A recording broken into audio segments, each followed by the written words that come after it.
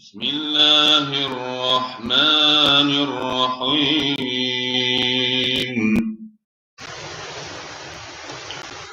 واتبعوا ما تتلو الشياطين على ملك سليمان وما كفر سليمان ولكن الشياطين كفروا يعلمون الناس السحر وما أنزل على الملكين ببابل هاروت وما يعلمان من أحد حتى يقولا إنما نحن فتنة فلا تكفر سيتعلمون منهما ما يفرقون به بين المرء وزوجه وما هم بضارين به من أحد إلا بإذن الله ويتعلمون ما يضرهم ولا ينفعهم ولقد علموا لمن اشتراه ما له في الآخرة من خلق ولبئس ما شروا به أنفسهم لو كانوا يعلمون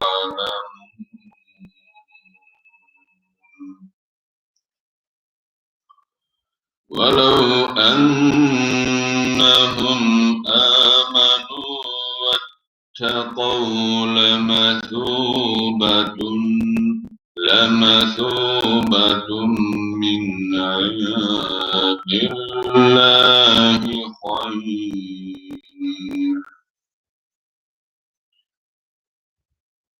لو كانوا يعلمون يا أيها الذين آمنوا لا تقولوا راعنا وقولوا انظرنا واسمعوا وللكافرين عذاب أليم ما يود الذين كفروا من أهل الكتاب ولا المشركين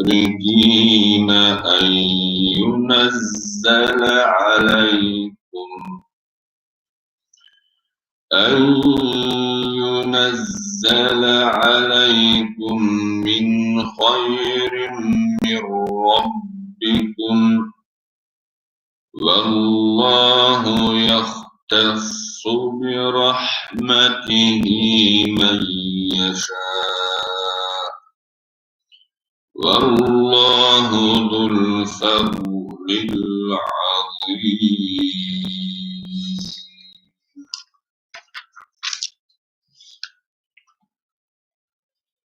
ما ننسخ من آية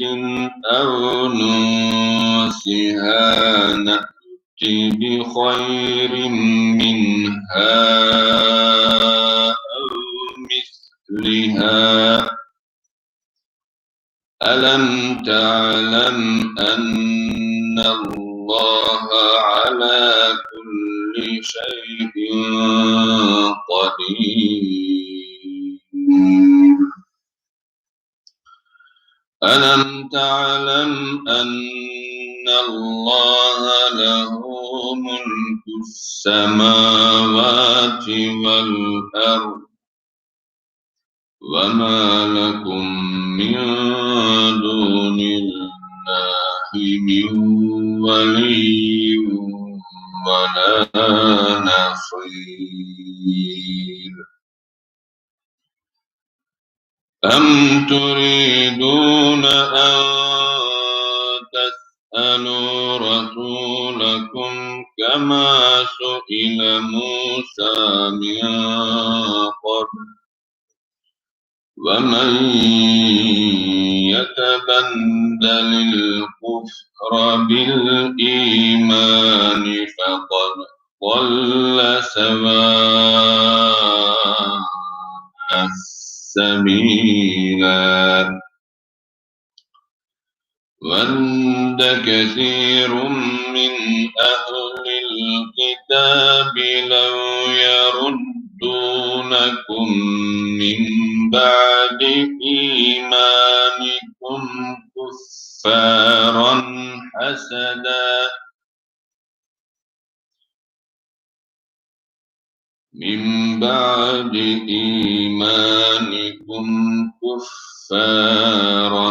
حسدا من عند أنفسهم من بعد ما تبين لهم الحق فاعفوا واصفحوا حتى يأتي الله بأمره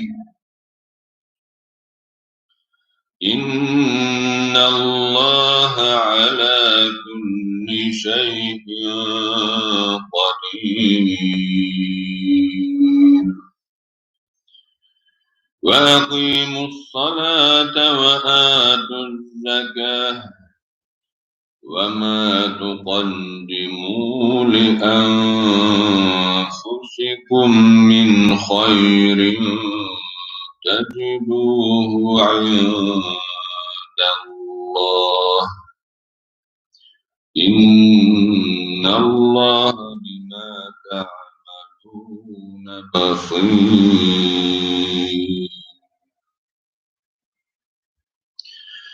وقالوا لن يدخل الجنة إلا من كان هودا أو نصارى تلك أمانيهم قل هاتوا برهانكم إن كنتم صادقين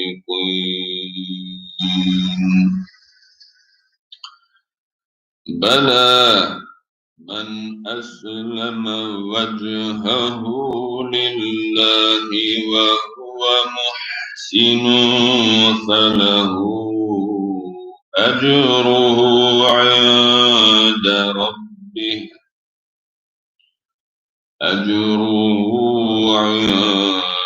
ربه ولا خوف عليهم ولا هم يحزنون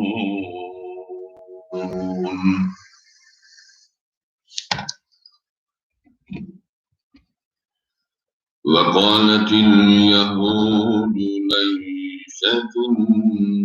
النصارى على شيء وقالت النصارى ليست اليهود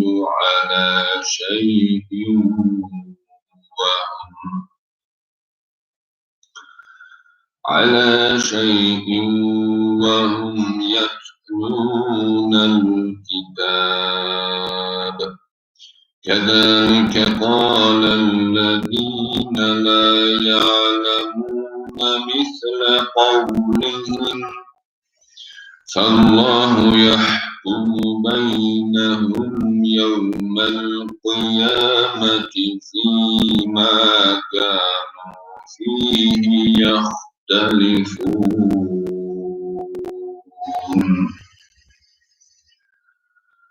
ومن أظلم ممن من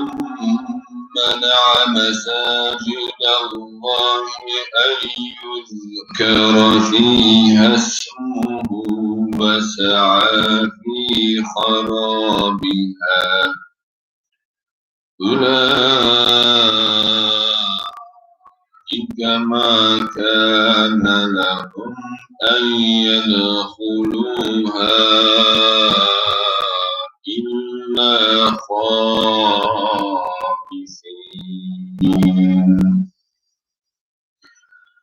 لهم في الدنيا خزي ولهم في الآخرة عذاب عظيم ولله المشرق والمغرب فأينما تولوا فثم وجه الله إن الله واسع عليم وقالوا اتخذ الله ولدا سبحانه بل له ما في السماوات والأرض كل له قانتون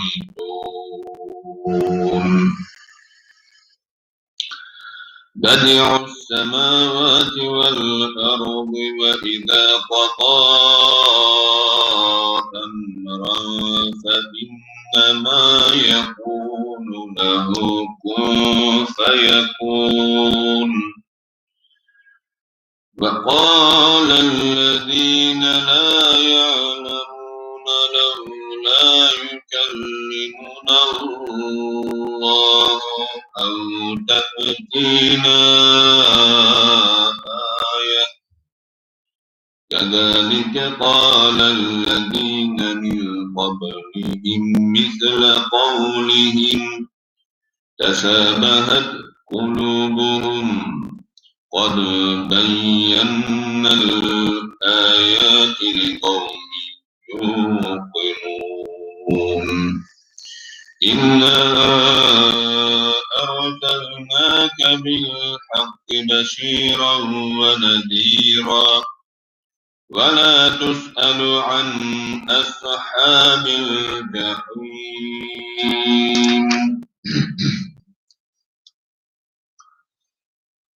ولن ترضى عنك اليهود ولا النصارى حتى تتبع ملتهم قل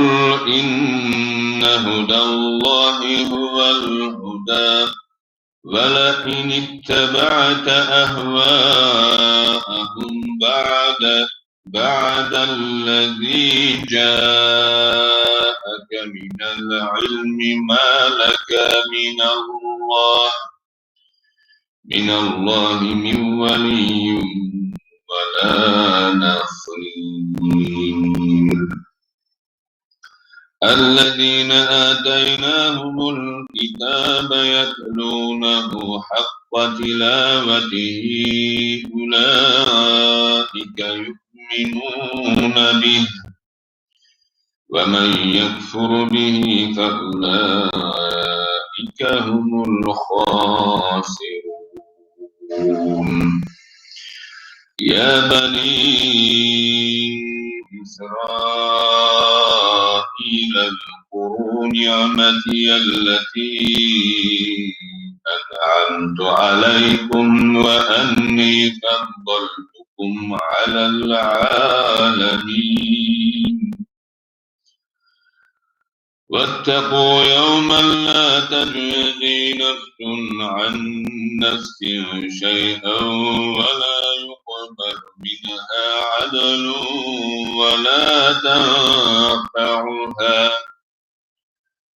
ولا تنفعها شفاعة ولا هم ينصرون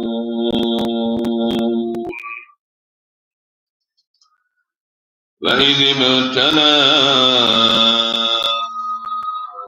إبراهيم ربه بكلمات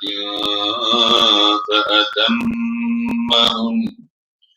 قال إني جاعلك للناس إماما قال ومن ذريتي قال لا ينال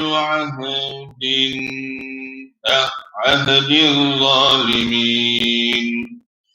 وإذا جعلنا البيت مثابة للناس وأمنا واتخذوا من مقام إبراهيم مصلى وعهدنا إلى إبراهيم وإسماعيل أن طهر بيتي للطائفين والعاكفين والركع السجود وإذ قال إبراهيم رب اجعل هذا بلدا آمنا وارزق أهله من الثمرات من آمن منهم بالله واليوم الآخر قال ومن كفر فأمتعه قليلا ثم أضطره إلى عذاب النار وبئس المصير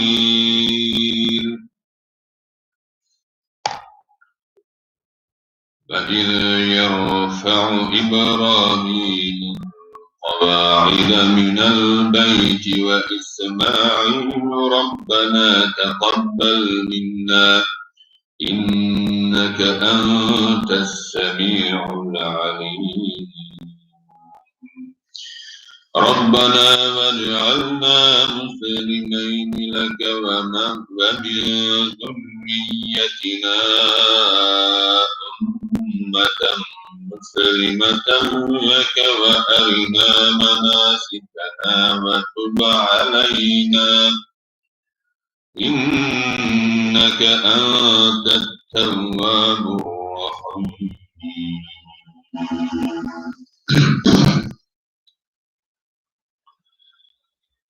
ربنا وابعث فيهم رسولا منهم يتلو عليهم آياتنا ويعلمهم الكتاب والحكمة ويزكيهم إنك أنت العزيز الحكيم ومن يرغب عن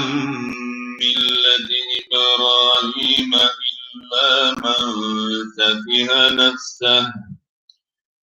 ولقد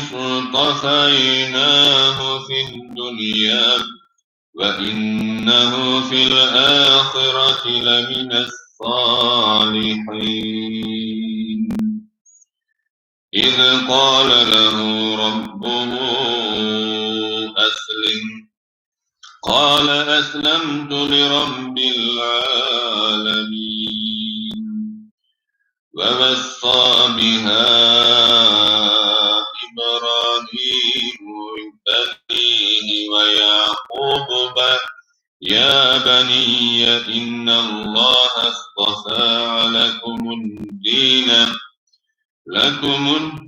فلا تموتن إلا وأنتم مسلمون أم كنتم شهداء إذ حضر يعقوب الموت إذ قال لبنيه ما تعبدون من بعدي قالوا نعبد إلهك وإله آبائك إبراهيم وإسماعيل وإسحاق إلها واحدا ونحن له مسلمون تلك أمة قد خلت لها ما كسبت ولكم ما كسبتم ولا تسألون عما كانوا يعملون وقالوا كونوا هودا أو نصارى تهتدوا قل بل ملة إبراهيم حنيفا وما كان من المشركين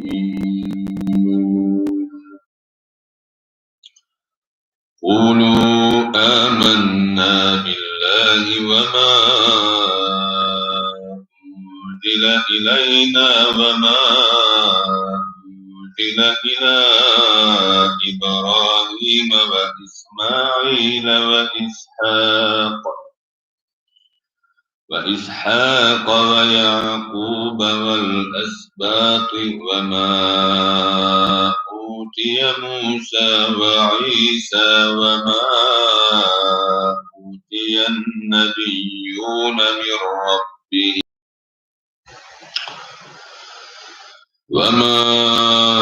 أوتي النبيون من ربهم لا نفرق بين أحد منهم ونحن له مسلمون فإن آمنوا بمثل ما آمنتم به فقد اهتدى وإن تولوا فإنما هم في شقاق فسيكفيكهم الله وهو السميع العليم صبغة الله ومن أحسن من الله صبغة ونحن له عابدون قل أتحاجوننا في الله وهو ربنا وربكم ولنا أعمالنا ولكم أعمالكم ونحن له مخلصون أم تقولون إن إبراهيم وإسماعيل وإسحاق ويعقوب والأسباط كانوا هودا أو نصارى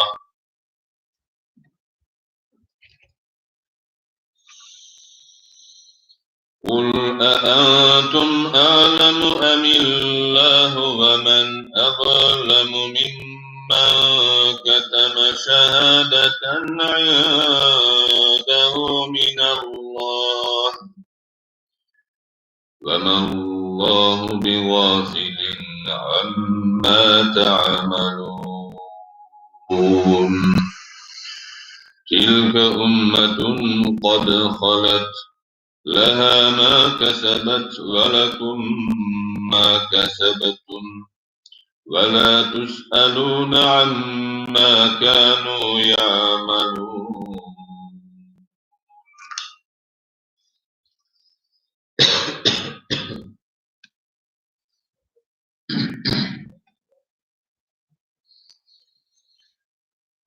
سيقولون السفهاء من الناس ما ولاهم عن قبلتهم التي كانوا عليها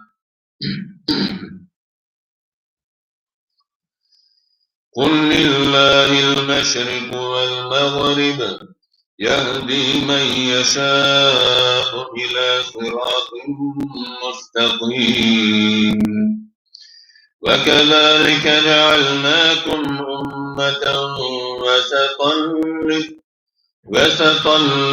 لتكونوا شهداء على الناس ويكون الرسول عليكم شهيدا وما جعلنا القبلة التي كنت عليها إلا لنعلم من يتبع الرسول ممن ينقلب عقبيه وإن كانت لكبيرة إلا على الذين هدى الله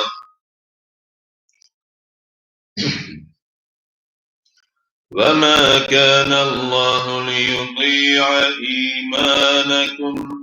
إن الله بالناس لرءوف رحيم قد نرى تقلب وجهك في السماء فلنولينك قبلة ترضاها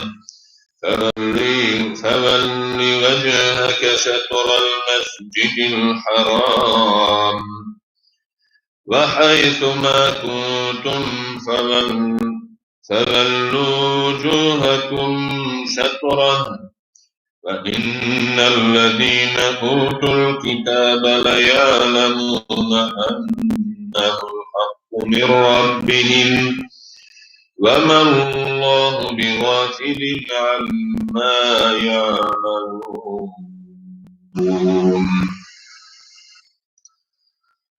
ولئن أتيت الذين أوتوا الكتاب بكل آية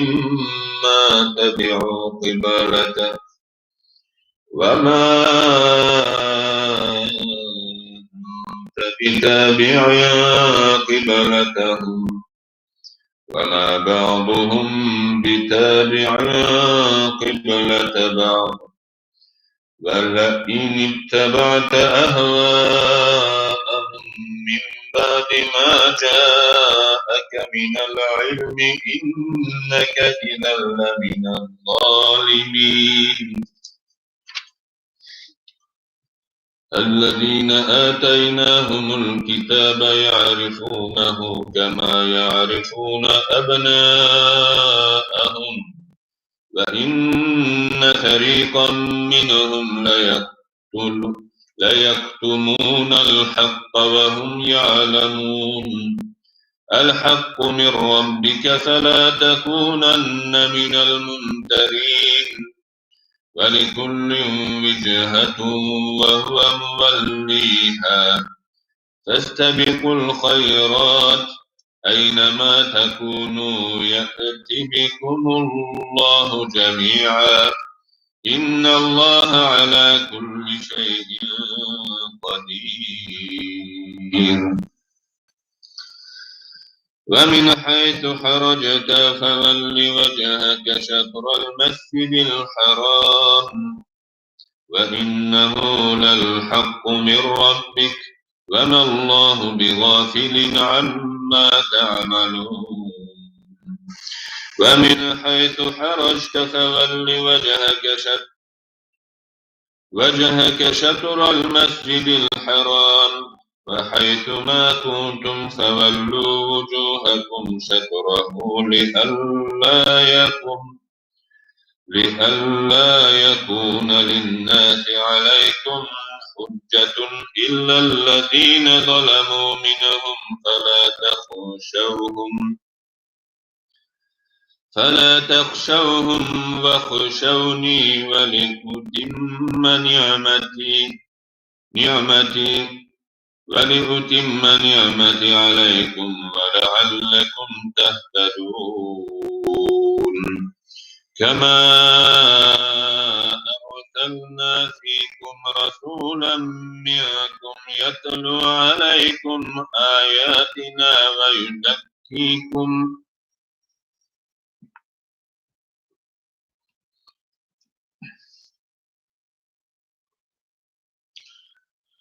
ويزكيكم ويعلمكم الكتاب والحكمة ويعلمكم ما لكم تكونوا تعلمون واذكروني أذكركم واشكروا لي ولا تكفرون يا أيها الذين آمنوا استعينوا بالصبر والصلاة إن الله مع الصابرين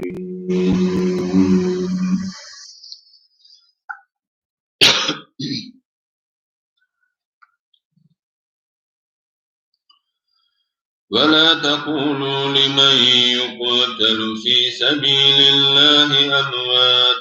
بل أحياء ولكن لا تشعرون ولنبلونكم بشيء من الخوف والجوع ونقص من الأموال والأنفس والثمرات وبشر الصابرين الذين إذا أصابتهم مصيبة قالوا إنا لله وإنا إليه راجعون أولئك عليهم صلوات من ربهم ورحمة وأولئك هم المهتدون إن الصفا والمروة من شعائر الله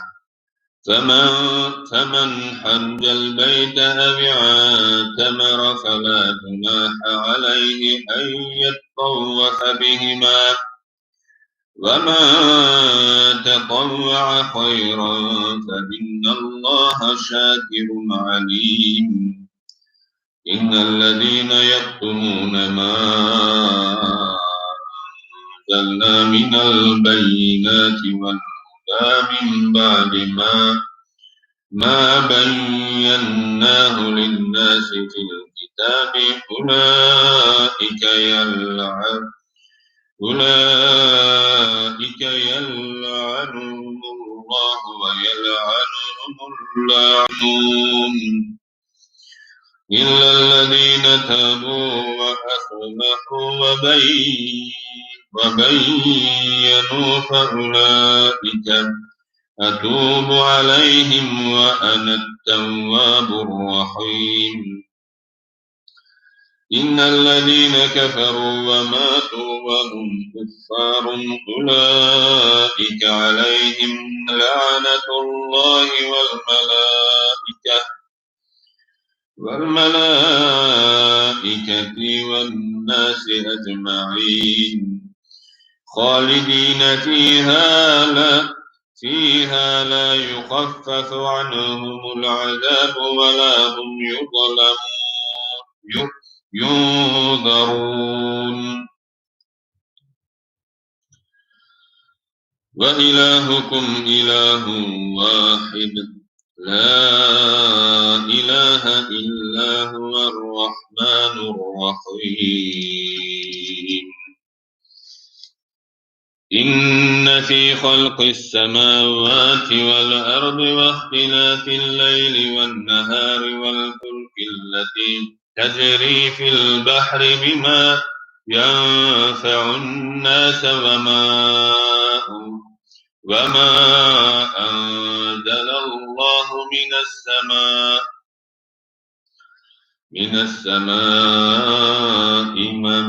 من ماء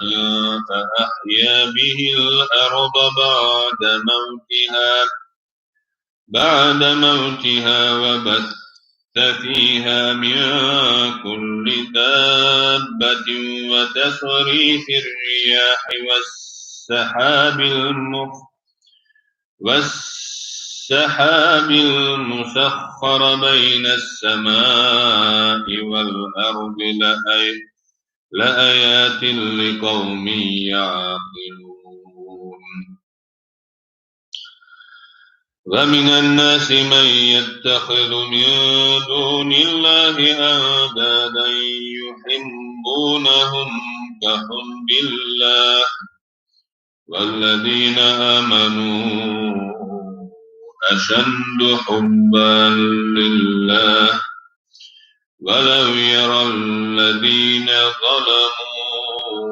إذ يرون العذاب أن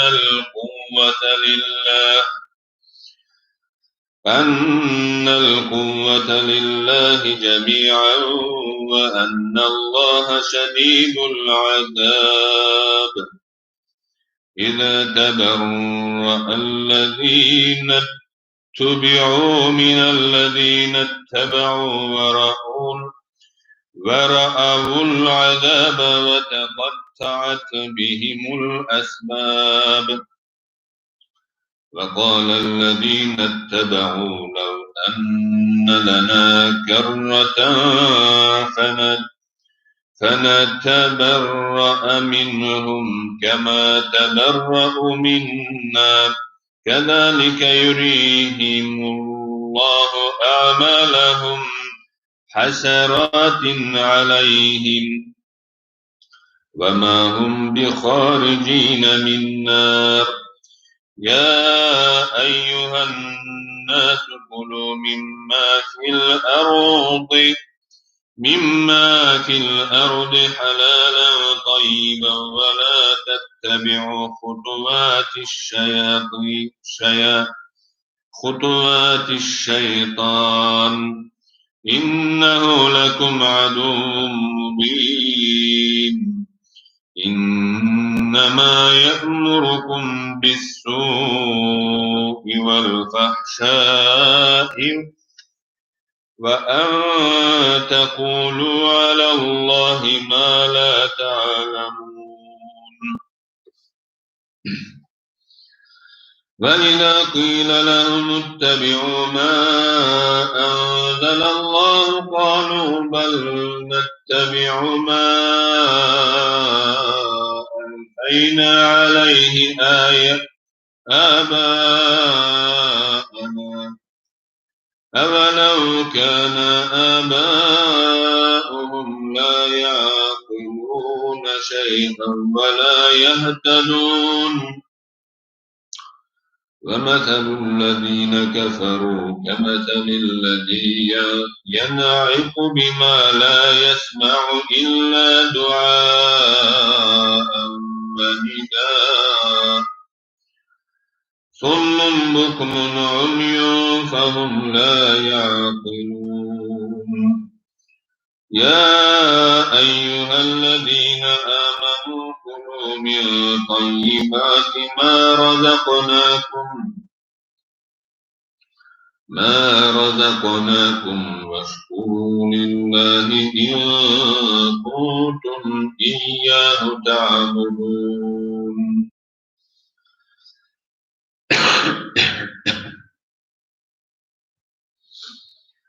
إنما حرم عليكم الميتة والدم ولحم الخنزير وما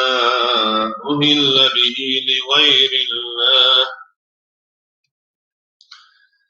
فمن اضطر غير باغ ولا عاد فلا إثم عليه إن الله غفور رحيم إن الذين يكتمون ما أنزل الله من الكتاب ويشترون به ثمنا قليلا أولئك ما يأكلون في بطونهم إلا النار ولا يكلمهم الله يوم القيامة ولا يزكيهم ولهم عذاب أليم أولئك الذين اشتروا الضلالة بالهدى والعذاب بالمغفرة فما أصبرهم على النار ذلك بأن الله نزل الكتاب بالحق وإن الذين اختلفوا في الكتاب لفي شقاق بعيد ليس البر أن تولوا وجوهكم قبل المشرق والمغرب ولكن البر من آمن بالله واليوم الآخر والملائكة والكتاب والنبيين وآتى المال على حبه ذوي القربى واليتامى والمساكين وابن السبيل والسائلين وفي الرقاب وأقام الصلاة وآتى الزكاة والموفون بعهدهم إذا عاهدوا والصابرين في البأساء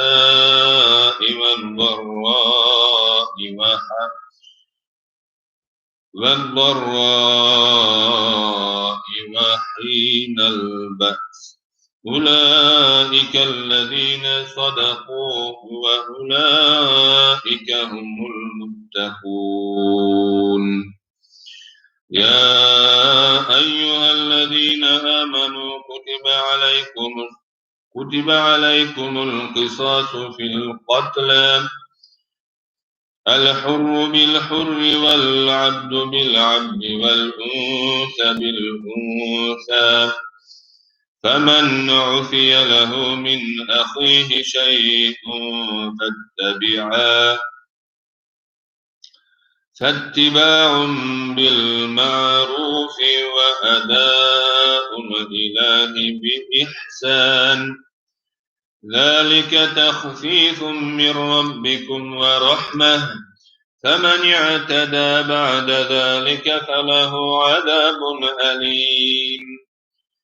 ولكم في القصاص حياة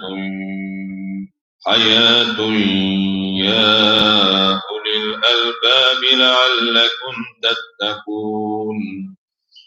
كتب عليكم إذا حضر أحدكم الموت إن ترك خيرا الوصية للوالدين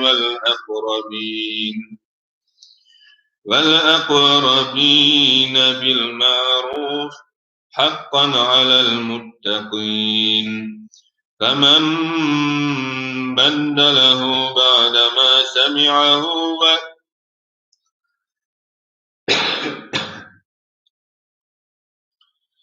فإنما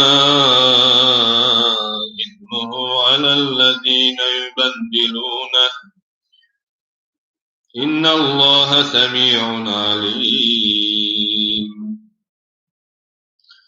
فمن خاف من موص جنة أو إثما فأصلح بينهم فلا إثم عليه إن الله غفور رحيم يا أيها الذين آمنوا كتب عليكم الصيام كما كتب على الذين من قبلكم لعلكم تتقون أياما معدودات فمن كان منكم مريضا أو على سفر فعدة من أيام أخر وعلى الذين يطيقونه فدية طعام مسكين فمن تطوع خيرا فهو خير له وأن تصوموا خير لكم إن كنتم تعلمون شهر رمضان الذي أنزل فيه القرآن هدى للناس وبينات من الهدى والفرقان فمن شهد منكم الشهر فليصم ومن كان مريضا أو على سفر فعدة من أيام أخر يريد الله بكم اليسر ولا يريد بكم العسر ولتكملوا العدة ولتكبروا الله على ما هداكم ولعلكم تشكرون. وإذا سألك عبادي عني فإني قريب أجيب دعوة الداع إذا دعان فليستجيبوا لي فليؤمنوا بي لعلهم يرشدون. أحل لكم ليلة الصيام الرفث إلى نسائكم هن لباس لكم وأنتم لباس لهن علم الله أنكم كنتم تختانون أنفسكم فتاب عليكم وعفى عنكم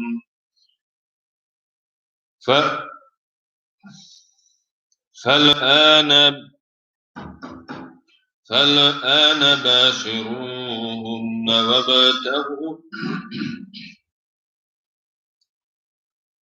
وابتغوا ما كتب الله لكم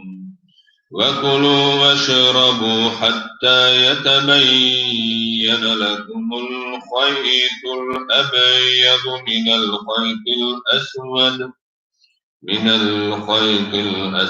من الفجر ثم أتموا الصيام إلى الليل ولا تبشروهن وأنتم عاكفون في المساجد تلك حدود الله فلا تقربوها كذلك يبين الله آياته للناس لعلهم يتقون.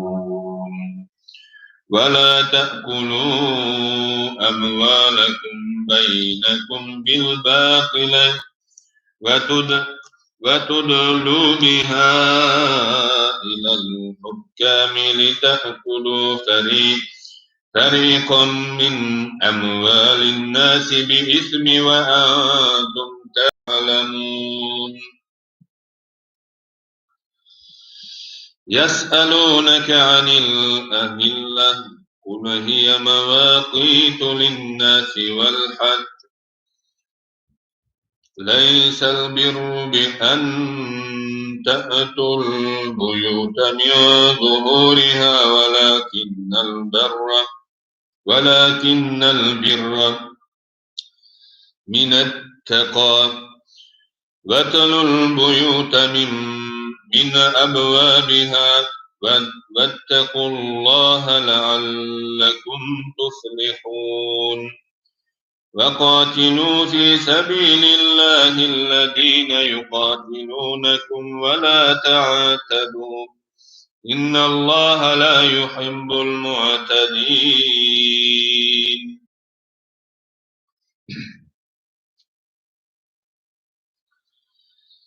واقتلوهم حيث ثقفتموهم وأخرجوهم من حيث أخرجوكم والفتنة أشد من القتل ولا تقاتلوهم عند المسجد الحرام حتى يقاتلوكم فيه فإن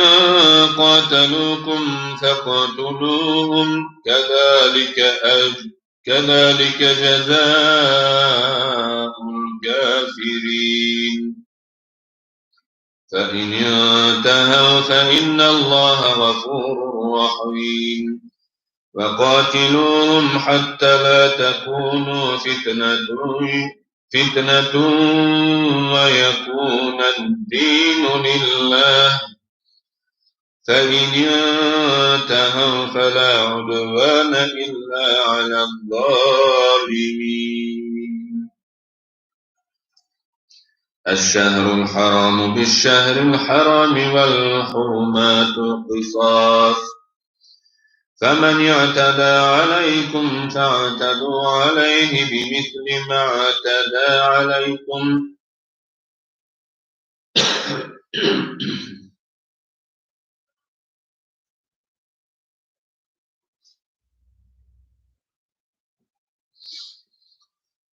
واتقوا الله واعلموا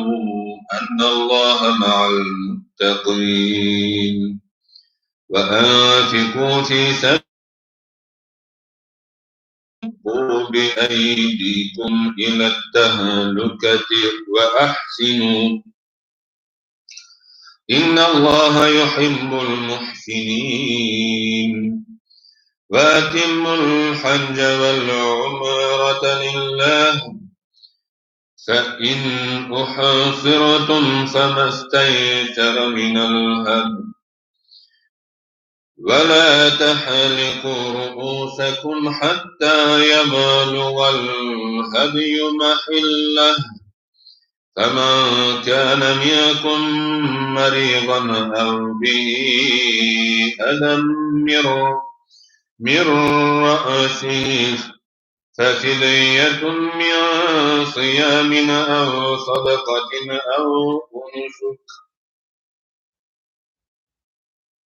أو نسك فإذا أمنتم فمن تمتع بالعمرة إلى الحج فما استيسر من الهدي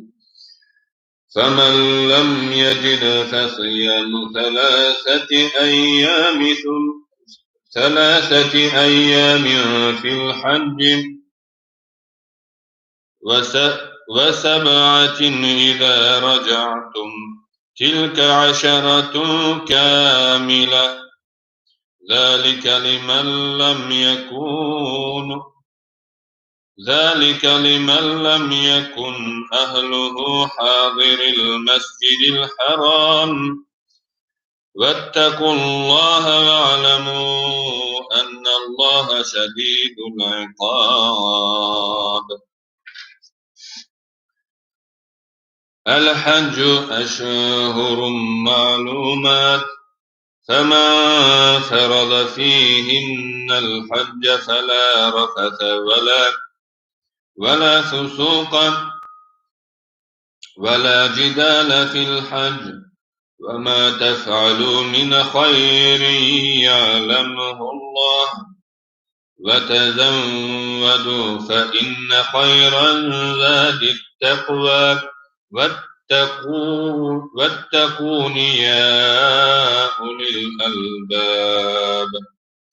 ليس عليكم جناح أن تبتغوا فضلا من ربكم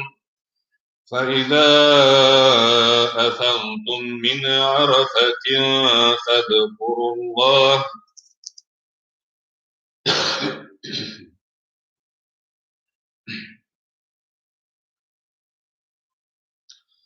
فاذكروا الله عند المشعر الحرام واذكروه كما هداكم وإن كنتم من قبله لمن الضالين. ثم أفيضوا من حيث أفاض الناس واستغفروا الله إن الله غفور رحيم. فإذا قضيتم مناسككم فاذكروا الله كذكركم آباءكم أو أشد ذكرا فمن الناس من يقول ربنا آتنا في الدنيا وما له في الآخرة من خلاق ومنهم من يقول ربنا آتنا في الدنيا حسنة وفي الآخرة حسنة وقنا عذاب النار. أولئك لهم نصيب مما كسبوا والله سريع الحساب.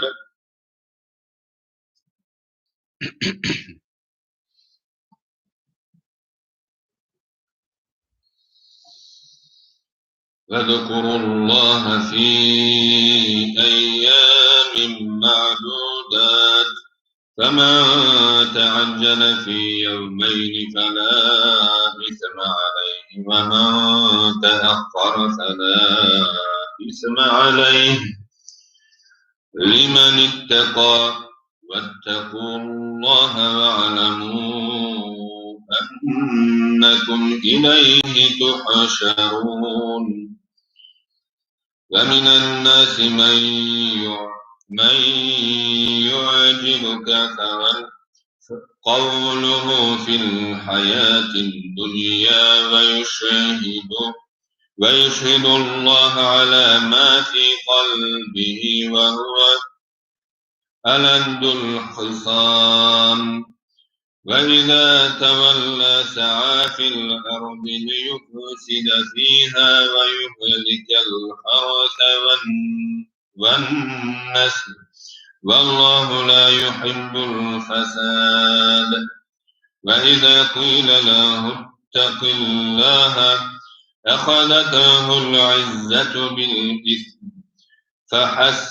فحسبه جهنم ولبئس المهاد ومن الناس من يشري نفسه ابتغاء مرضات الله والله رؤوف بالعباد يا أيها الذين آمنوا ادخلوا في السلم كافة ولا تتبعوا خطوات الشيطان إنه لكم عدو مبين فإن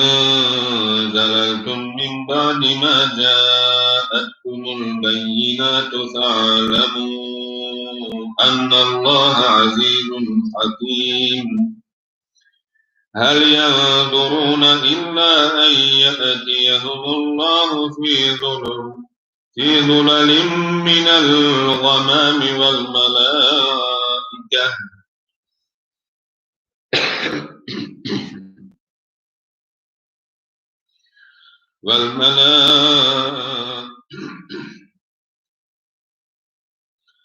والملائكة وقضي الأمر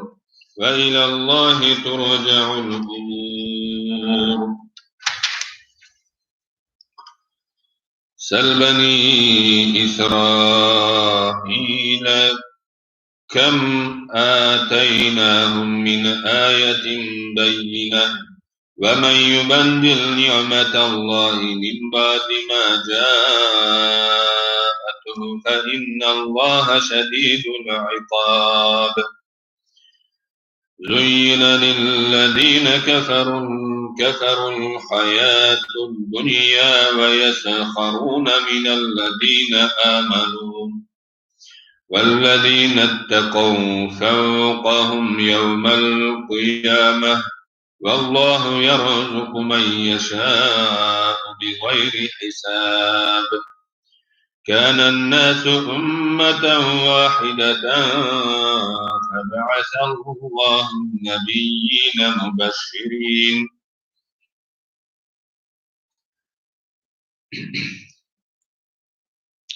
فبعث الله النبيين مبشرين ومنذرين وأنزل معهم الكتاب بالحق ليحكم بين الناس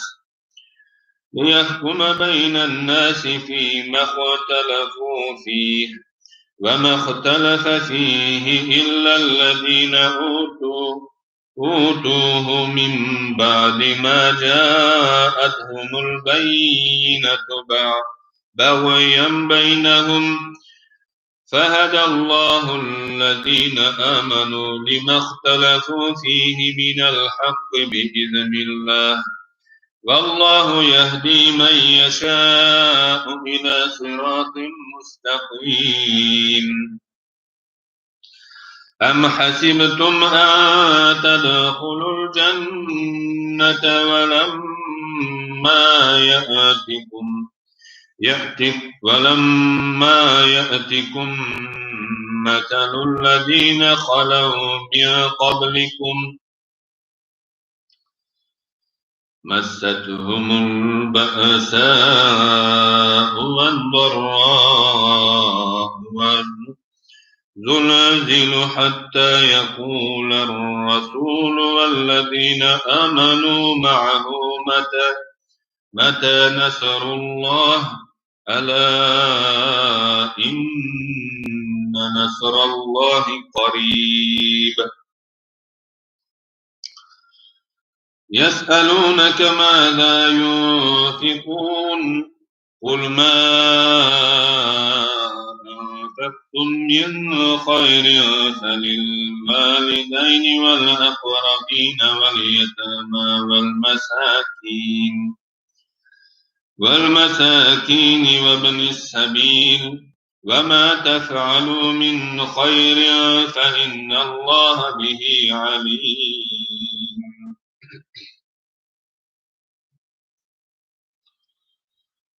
كتب عليكم القتال وهو كره لكم وعسى أن تكرهوا شيئا وهو خير لكم وعسى أن تحبوا شيئا وهو شر لكم والله يعلم وأنتم لا تعلمون يسألونك عن الشهر الحرام قتال فيه قل قتال فيه كبير وصد عن سبيل الله وكفر به والمسجد الحرام وإخراج أهله منه أكبر عند الله والفتنة أكبر من القتل ولا يزالون يقاتلونكم حتى يردوكم عن دينكم إن استطاعوا ومن يرتد منكم عن دينه فيمت وهو كافر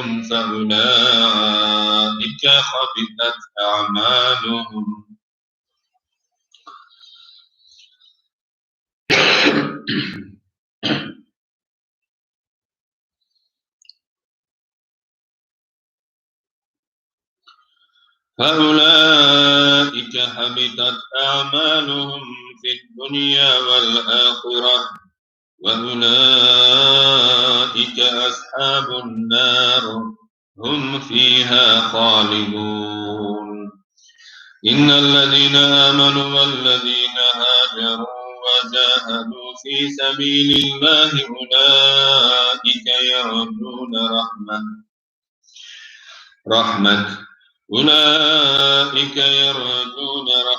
الله والله غفور رحيم يسألونك عن الخمر والميسر قل فيهما إثم كبير ومنافع للناس وإثمهما أكبر من نفعهما ويسألونك ماذا ينفقون قل العفو كذلك يبين الله لكم الآيات لعلكم تتفكرون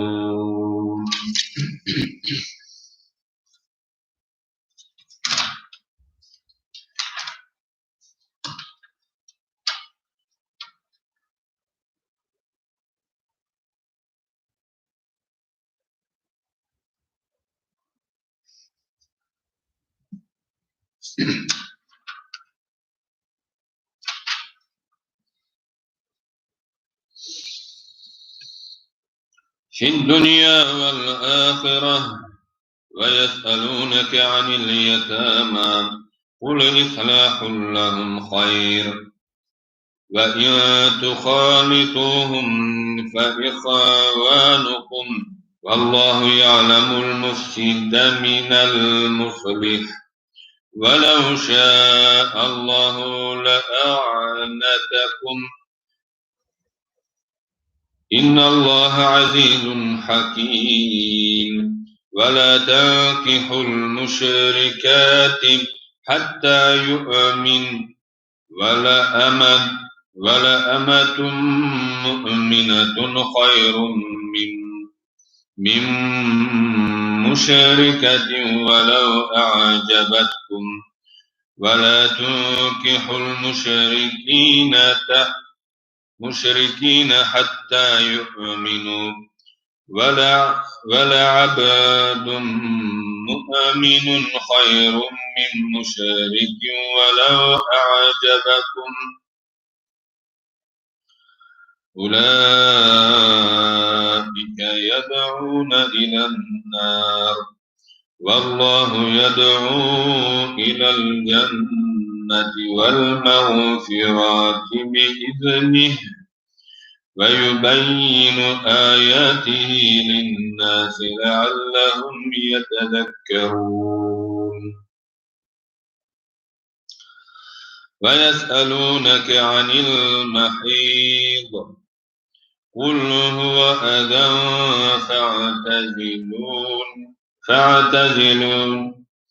فاعتزلوا النساء في المحيض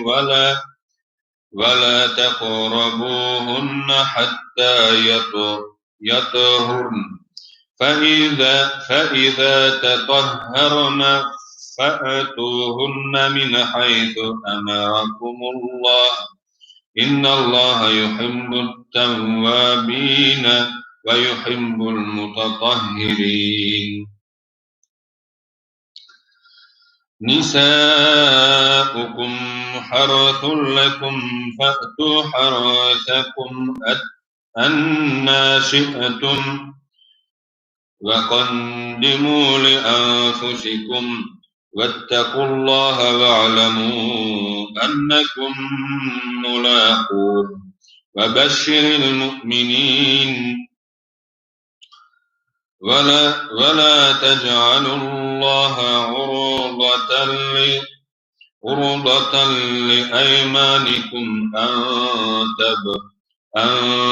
تبروا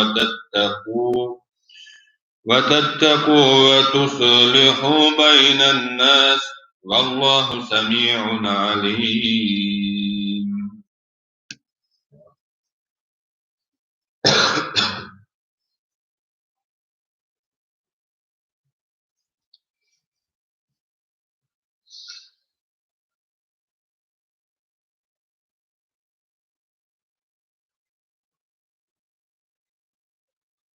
لا يؤاخذكم الله باللغو في أيمانكم ولكن يؤاخذكم بما كسبت قلوبكم والله غفور حليم للذين يؤلون من نسائهم تربص أربعة أشهر فإن فاءوا فإن الله غفور رحيم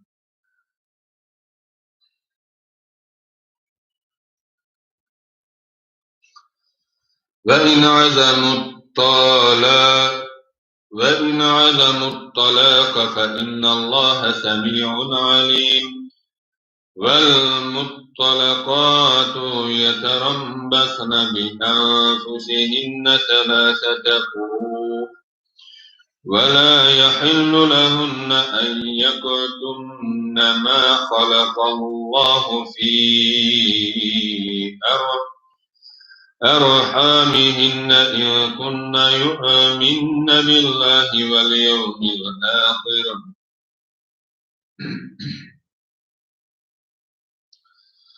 وبعولتهن أحق بردهن في ذلك إن أرادوا إصلاحا ولهن مثل الذي عليهن بالمعروف وللرجال عليهن درجة والله عزيز حكيم. الطلاق مرتان فإمساك بمعروف أو تسريح بإحسان ولا يحل لكم أن تأخذوا مما آتيتموهن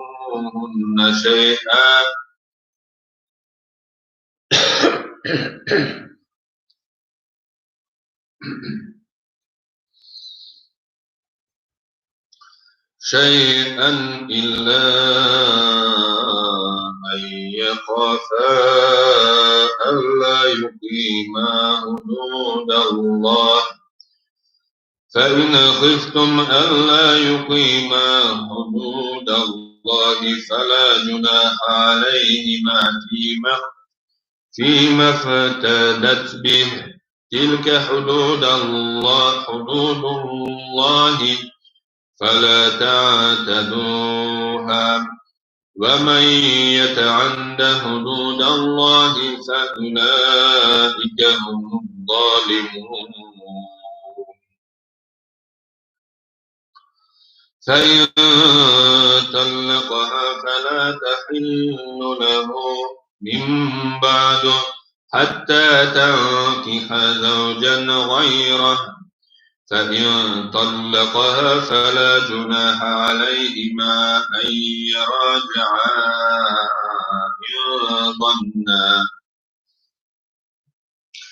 إن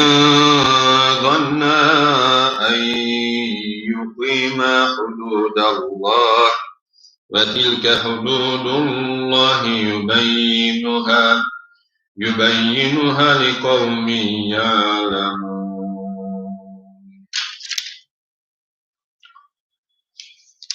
صدق الله العظيم. سبحان ربك رب العزة عما يصفون وسلام على المرسلين والحمد لله رب العالمين.